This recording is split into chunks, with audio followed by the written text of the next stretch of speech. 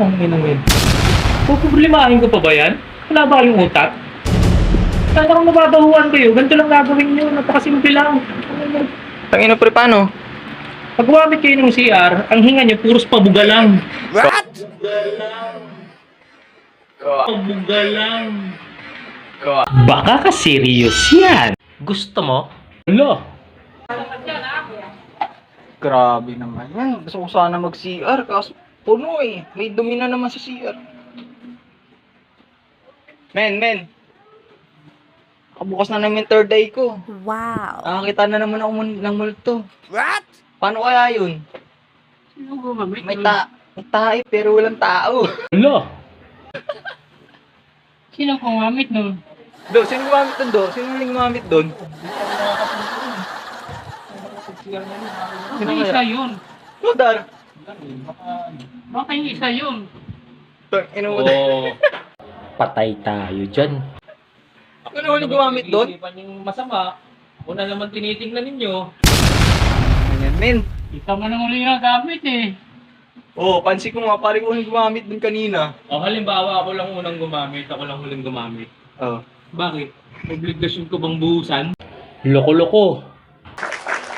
Oh, men, kasi ikaw gumamit nun eh. Dapat minubuhusan mo yun.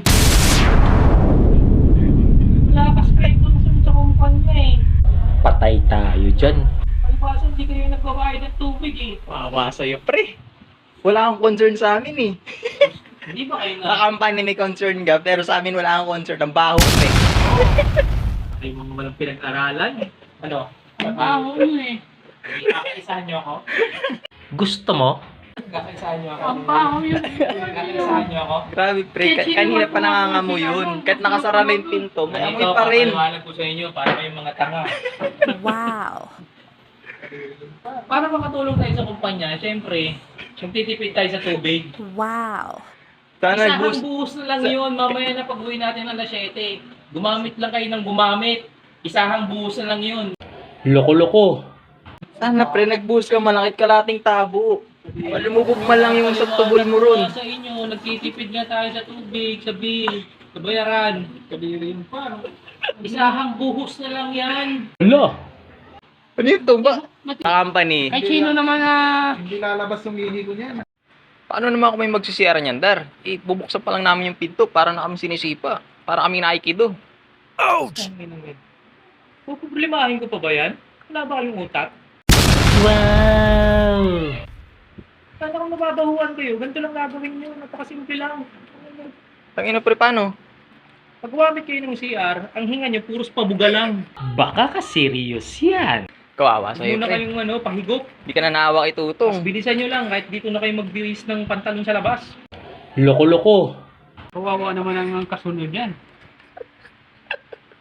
Hindi ang kawawa, didiskarte nyo lang para din to sa kumpanya para kayong mangsira. Ganito na lang, pre. Sumbong natin to kay Sir Gizmon. Para ano? Gusto mo, malaman sa office. Oh? Para malaman to sa office. Sumbong natin kay Sir Gizmon Ito to. mga bata. Isang kabitan na lang, isang busan na lang yung mamaya pag-uwi. Bagra. Gusto mo? Sumbong natin sa office, ha? Hindi sigurado kayo? Sige na, magbusan mo na.